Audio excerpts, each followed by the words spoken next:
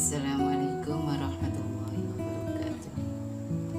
Gimana kabarnya anak-anak? Baik-baik kan? Semoga kalian baik-baik saja dan bisa mengikuti pelajaran bahasa Indonesia. Anak-anakku, materi sekarang adalah cerita pendek. Bisa disebut juga cerpen. Siapa yang tahu cerpen? Jangan sampai dibalik, cerpen adalah cerita pendek, tidak boleh seperti itu. Cerpen atau dapat disebut juga dengan cerita pendek merupakan suatu bentuk prosa naratif fiktif. Cerpen cenderung singkat, padat, dan langsung pada tujuannya dibandingkan karya-karya fiksi lain yang lebih panjang seperti novel. Sebab cerpen itu tidak mengalami perubahan nasib, adapun novel mengalami perubahan nasib.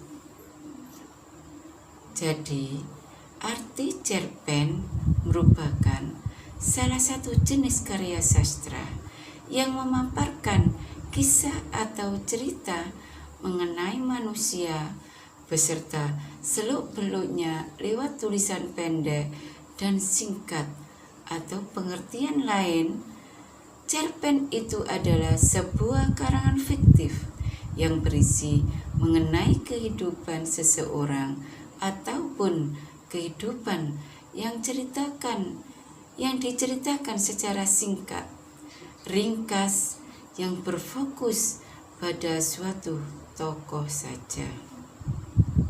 Untuk itu, dari arti tersebut bisa kita sebutkan ciri-ciri cerpen. Ciri-ciri cerpen itu ada 3. 1. Jalan ceritanya lebih pendek dari novel. 2. Sebuah cerpen memiliki jumlah kata yang lebih dari 10.000. 3. Biasanya isi cerita cerpen berasal dari kehidupan sehari-hari. Sekarang kita lanjutkan pelajarannya tentang struktur cerpen. Struktur cerpen nomor 1 adalah abstrak. Abstrak itu apa? Abstrak itu adalah ringkasan atau inti cerita pendek yang akan dikembangkan menjadi sebuah rangkaian-rangkaian peristiwa, atau bisa juga sebagai gambaran awal dalam cerita.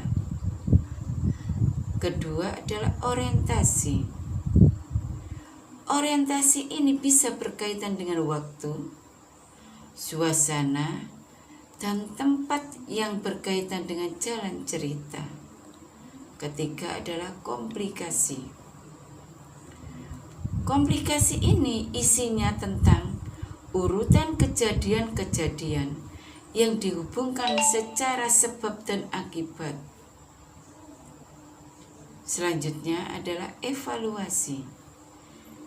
Evaluasi yaitu struktur konflik yang terjadi dan mengarah pada klimaks atau puncak, serta sudah mulai mendapatkan penyelesaian atau bisa dikatakan ending. Seterusnya adalah resolusi. Resolusi itu adalah pengarang mulai mengungkapkan solusi yang dialami tokoh. Terakhir, coda. Coda ini terdapat nilai ataupun pelajaran yang dapat diambil dari cerita pendek tersebut oleh pembaca. Sekarang kita bahas tentang unsur-unsur karya sastra. Siapa yang tahu unsur karya sastra ada berapa? Unsur karya sastra ada 2, yaitu unsur intrinsik dan unsur ekstrinsik. Sekarang kita bahas tentang unsur intrinsik terlebih dahulu. Unsur intrinsik adalah unsur yang ada di dalam karya sastra. Khususnya di sini kita pelajari tentang cerpen, berarti unsur yang ada di dalam cerpen. Unsur, macam-macam unsur itu adalah satu tema. Tema itu adalah gagasan pokok yang mendasari dari jalan cerita sebuah cerpen. Kedua, alur. Nama lainnya adalah plot. Apa itu artinya plot? Rangkaian peristiwa. Macam alur itu ada 3. Alur maju, alur mundur, dan alur maju mundur. Unsur intrinsik ketiga yaitu setting. Nama lainnya adalah latar. Macamnya juga ada 3. Latar waktu, latar tempat, dan latar suasana.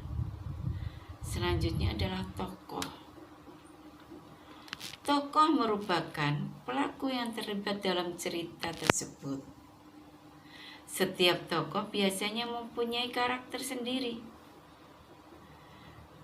Untuk itu, dalam sebuah cerita, tokoh itu ada 3, protagonis, antagonis, dan tritagonis.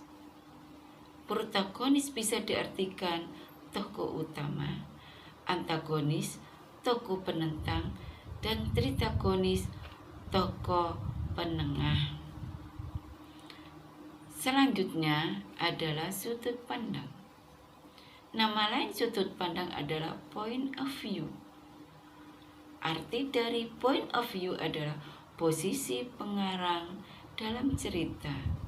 Macamnya ada 4, yaitu sudut pandang orang pertama pelaku utama, sudut pandang orang pertama pelaku sampingan, sudut pandang orang ketiga serba tahu, dan sudut pandang orang ketiga pengamat. Terakhir adalah amanat. Amanat adalah pesan. Pesan yang disampaikan pengarang untuk pembaca, apa yang bisa diambil dari cerita cerpen tersebut. Sekarang adalah unsur ekstrinsik. Unsur ekstrinsik adalah unsur yang ada di luar karya sastra. Macamnya 1. Latar belakang masyarakat. 2. Latar belakang pengarang. 3. Biografi. 4. Kondisi psikologis. Dan yang terakhir adalah aliran sastra. Anak-anak, ini adalah salah satu contoh cerpen yang berjudul Keutamaan Bersedekah. Untuk itu, baca, pahami.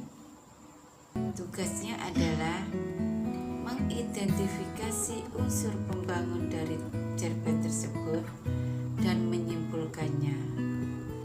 Anak-anak, tugas mengidentifikasi unsur pembangun cerpen dan menyimpulkan dikumpulkan melalui classroom. Dan sudah dulu pelajaran bahasa Indonesia ini kita tutup dengan bacaan Alhamdulillahirobbilalamin.